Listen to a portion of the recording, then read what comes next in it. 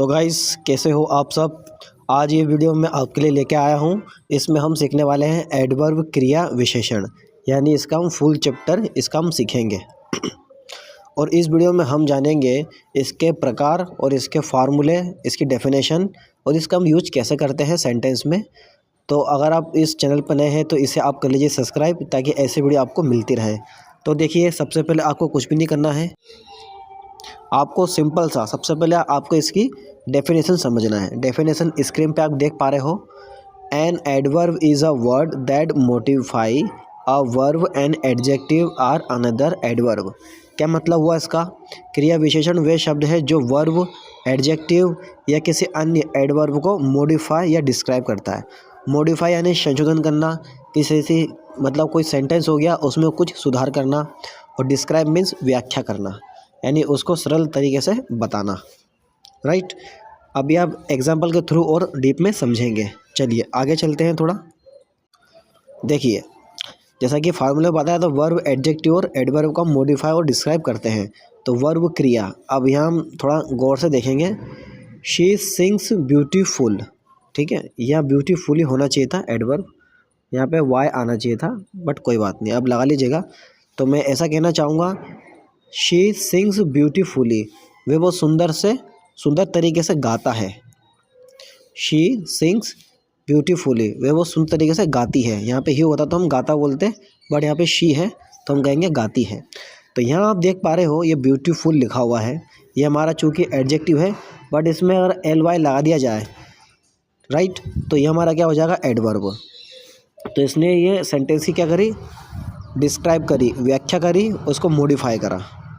इतना आपने समझ लिया। अब आगे चलते हैं। देखिए, अब बात करते हैं हम ये एडजेक्टिव की। इसका मतलब होता है विशेषण। अब जैसे मैंने कहा, ही इज़ वेरी टॉल। अब वेरी क्या है? इसमें एडवर्ब है। टॉल क्या है? एडजेक्टिव है। टॉल मीन्स लंबा, यानी ये सामने वाले व्यक्ति वाले बता रहा है जिसके बारे में हम बात कर रहे हैं। यहाँ पे नाम नहीं दिया, बट ये थर्ड पर्सन की बात हो रही है। राइट। तो वह व्यक्ति क्या है? बहुत लंबा है। तो वेरी क्या हो गया? इसका एडवर्ब हो गया। ठीक है। एडजेक्टिव में जब हमको एडवर्ब लगाना हो एडजेक्टिव में, तो हम वेरी का यूज करेंगे। और जो सिंपल सेंटेंस है टेंस का, सिंपल टेंस जिसको आप बोलते हैं इंडेफिनिट टेंस, तो उसमें जो आपका एडवर्ब आएगा वो यहाँ पहले नंबर पे आएगा। ये थोड़ा डिफरेंट है, इसमें आपको मैं आगे बताऊँगा डिफरेंट क्या है। बट वेरी, सो, ये सब एडजेक्टिव के बीच में आएगा, ये एक्सिलरी वर्ब के बाद। राइट। चलिए अब बात करते हैं हम तीसरे की। एडवर्ब खुद एडवर्ब है, तो शी एडवर्ब को हम हिंदी में कहेंगे क्रिया विशेषण। राइट। अब सेंटेंस थोड़ा देख लेते हैं। She runs very fast, she runs very fast. Right. अब यहाँ पर ये जो है, ये हमारा क्या है? वर्ब है। ये हमारा हो गया एडवर्ब। फास्ट, फास्ट भी हमारी एडवर्ब है। फास्ट हमारी वर्ब भी है, नाउन भी है और एडवर्ब भी है। लेकिन यहाँ पे क्या यूज किया गया इसका? तो ये हमारा जो फास्ट है ये हमारा नाउन के रूप में यूज़ हुआ है। अब मैंने कैसे पता लगा कि नाउन के रूप में यूज़ हुआ है? जब भी आपको जानना हो इस तरह के समस्या को, इस तरह की प्रॉब्लम को, तो सबसे पहले आपको पकड़ना है सब्जेक्ट, उसके बाद आपका वर्ब है, वेरी हो गया आपका एडवर्ब। अब फार्मूला ये कहता है कि वर्ब के बाद हमेशा नाउन या एडजेक्टिव आएगा। तो यहाँ पे एडजेक्टिव की कोई बात ही नहीं हो रही है, क्योंकि फास्ट है, इसके बारे में ज़्यादा खास चीज़ बता नहीं रहा, खाली बता रहा है कि वो तेज़ी से दौड़ती है, ठीक है, या वो तेज़ दौड़ती है। राइट। वो बहुत तेज़ दौड़ती है, तो यहाँ पे नाउन है। चलिए अब थोड़ा आगे चलेंगे और हम सीखेंगे इसको डीप में। देखिए, अभी हमने एडवर्ब के जो फार्मूला था, जो डेफिनेशन थी, वो हमने समझ ली है ना? वर्ब, एडवर्ब और एडजेक्टिव। अब वर्ब कितने प्रकार के होते हैं इसमें हम जानेंगे। Types of adverb. इसमें होता है एक सिंपल एडवर्ब, जिसका अर्थ होता है सरल क्रिया विशेषण। दूसरा होता है इंट्रोगेटिव एडवर्ब, प्रश्नवाचक क्रिया विशेषण। तीसरा होता है रिलेटिव एडवर्ब, सापेक्ष क्रिया विशेषण। और जो चौथा नंबर का डी वाला है, adverb of affirmation and negation, सकारात्मक क्रिया विशेषण या नकारात्मक क्रिया विशेषण, इसको आप कह सकते हो। चलिए अब सबसे पहले हम जानेंगे सिंपल एडवर्ब के बारे में। तो ये सामने एक नया पेज आ रहा है आपके सामने, इसको आप ध्यान से देखिएगा। सिंपल एडवर्ब, सरल क्रिया विशेषण। तो सबसे पहले हम इसका फार्मूला जानेंगे। A simple adverb is an adverb that modify a verb it is या it's in a simple way. क्या मतलब हुआ इसका?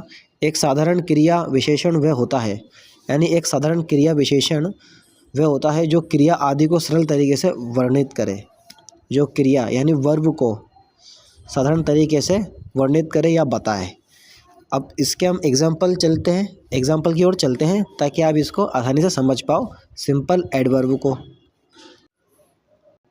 तो आपके सामने ये पेज है सिंपल एडवर्ब का। जैसे मैंने कहा कम हियर राम। क्या कहा मैंने? Come here Ram. तो आपको खाली इसमें इतना ध्यान रखना है, अगर मैं प्लेस की बात करूं तो मैं किसी व्यक्ति को बुला रहा हूं, come here Ram, come here Rohit, right. तो आप इसको इस प्रकार कहोगे प्लेस के स्थान पे। अगर आप किसी व्यक्ति को बुलाना चाह रहे हैं या किसी जगह भेजना चाह रहे हैं तो आप कहोगे गो देयर राम, आप वहाँ जाओ। अगर उस व्यक्ति को अपने पास बुला रहे हो, कम हियर राम, तो आप इसको इस प्रकार कहोगे come here Ram, right. Manner यानी सभ्यता की बात करें, she wept bitterly, she wept bitterly, ये वीप का सेकंड फॉर्म लगा हुआ है। बिटरली होता है एडवर्ब है, ये फुट फुट कर रोना, तो वह फुट फुट कर रोई, ठीक है। ये सभ्यता है उसकी कि वह फुट फुट कर रोई, मतलब उसने खुद अपना काम करा है, ठीक है, किसी दूसरे से नहीं कराया। हमको रोने के लिए हम खुद रोते हैं, कोई दूसरा व्यक्ति हमें रुलाता है तो हम कभी कभार नहीं रोते हैं, लेकिन हम कभी अफसोस करते हैं किसी के बारे में, कुछ हमें पुरानी चीज़ें याद आती है तो हम रो पड़ते हैं अपने लिए। तो ये मैनर्स में इसको रखा गया है। He gets up early, time, वह जल्दी उठता है।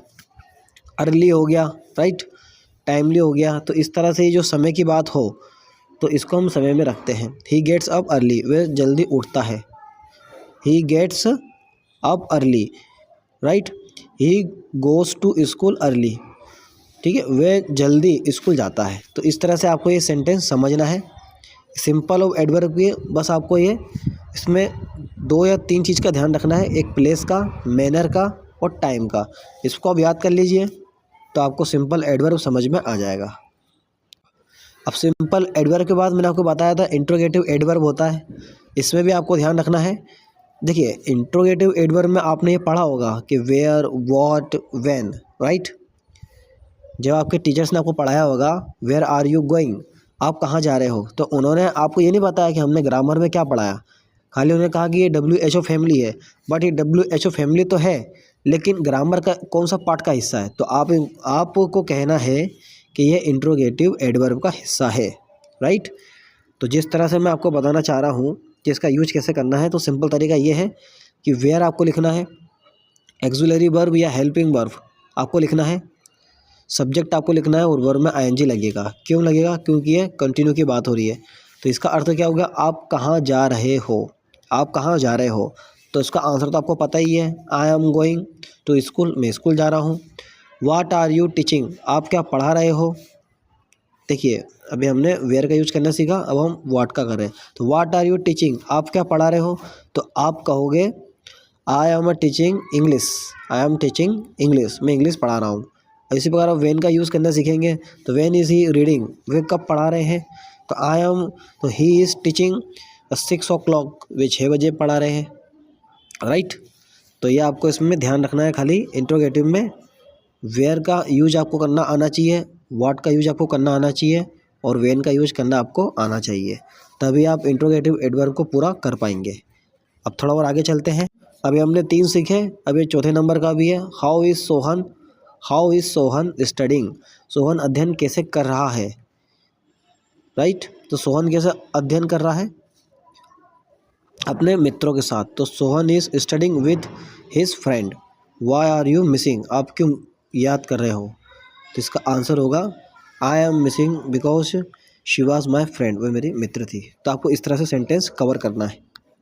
तो ये 5 चीज़ें हैं, where, what, when, how, why, ये 5 को आप याद कर लीजिए। इसके आप सेंटेंस बनाइए, इसके आंसर भी आप सोशल मीडिया के थ्रू कवर कर लीजिए, या यूट्यूब पे अन्य वीडियो है उस पर आप जाइए, आपको मिल जाएगा, या मैं खुद इसका आंसर अभी अगले दिन इसका वीडियो बना के डाल दूँगा। तो ये हमारा इंट्रोगेटिव एडवर्ब कवर हो गया। अब बात करते हैं तीसरे नंबर की, रिलेटिव एडवर्ब।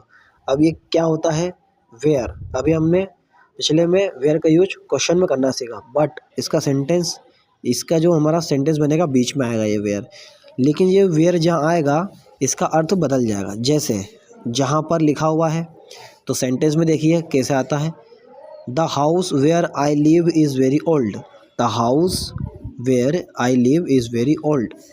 वे घर जहाँ मैं रहता हूँ, वह घर जहाँ मैं रहता हूँ बहुत पुराना है।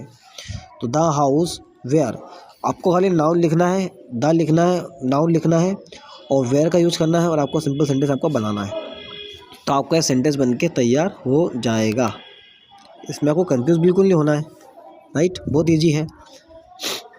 अब उसी प्रकार हम व्हेन का यूज़ करना सीखते हैं। जब, इसका मतलब क्या होता है जब। तो I remember the day when we met, क्या अर्थ हुआ इसका, मुझे वे दिन याद है जब हम मिले थे।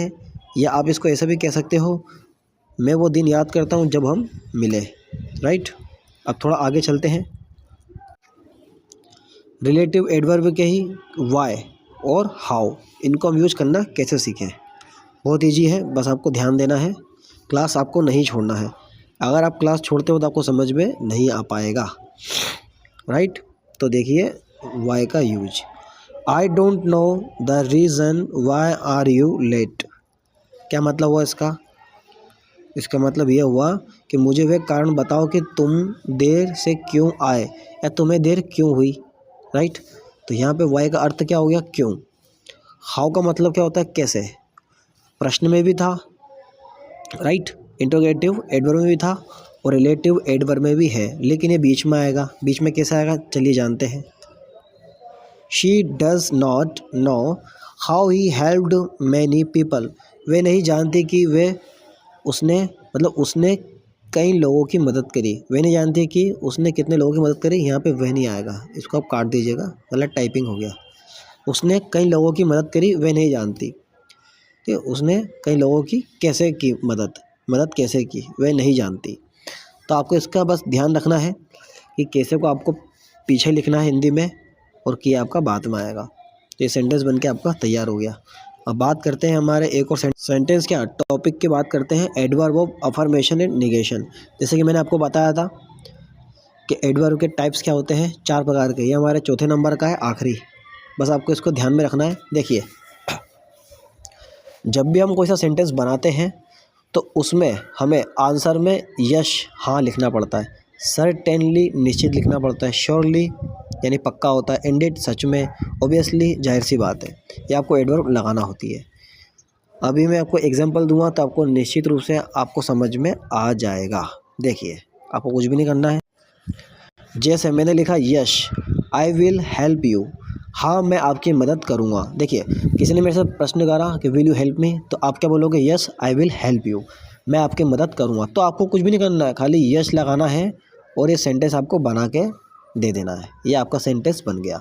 उसी प्रकार दूसरा वाले में देखेंगे आप, ही सर्टेनली पास्ड द एग्ज़ाम, उसने निश्चित रूप से परीक्षा पास की। निश्चित रूप से ये हमारा एडवर्ब है, राइट, ये हमारा एडवर्ब ऑफ अफर्मेशन है, यानी कोई बात को हम सत्यता बताते हैं, हाँ ऐसा हुआ, सच कहते हैं। तीसरा देखेंगे, they can surely come here, वे पक्का यहाँ आ सकते हैं। वे पक्का मतलब सत्यता है, इस बात में सत्यता भाव प्रकट हो रहा है, तो इसको हम एडवर्ब ऑफ अफर्मेशन कहते हैं। और जिसमें नहीं हो रहा है जैसे नेवर, ऑफन है ना, नॉट, उसमें निगेशन होता है। तो दे कैन श्योरली कम हियर, ये वे पक्का यहाँ आ सकते हैं। अच्छा इसमें एक बात और मैं आपको बता दूँ, देखिए जैसे कि श्योरली लिखा हुआ है तो यहाँ पे हम मालूम क्या कर सकते हैं, यहाँ पे हम नेवर भी लगा सकते हैं। अगर हमने श्योर की जगह, श्योरली की जगह नेवर लगा दिया, श्योरली हटा दिया, तो ये हमारा एडवर्ब ऑफ नेगेशन हो जाएगा। वे कभी भी यहाँ आ नहीं सकते, इसका मतलब ये हो जाएगा वे कभी भी यहाँ नहीं आ सकते, राइट। तो दोस्तों और मेरे प्यारे भाइयों और बहनों, ये कुछ वीडियो था एडवर्ब का जो मैं आपके लिए लेके आया था। आशा करता हूँ मैं आपको अच्छी तरह एक्सप्लेन कर पाया। ये वीडियो को आपको अच्छा लगे तो इसे आप ज़्यादा से ज़्यादा शेयर करिएगा अपने मित्रों को जो सीखना चाह रहे हैं इंग्लिश में एडवर्ब और अन्य स्पोकन इंग्लिश क्लासेस। ये बेस्ट है आपके लिए, तो आप इसे समझिएगा और इसे आप फॉलो सब्सक्राइब कर लीजिए ताकि ऐसी वीडियो आपको मिलती रहे। इसी के साथ आपको thank you so much for watching my video.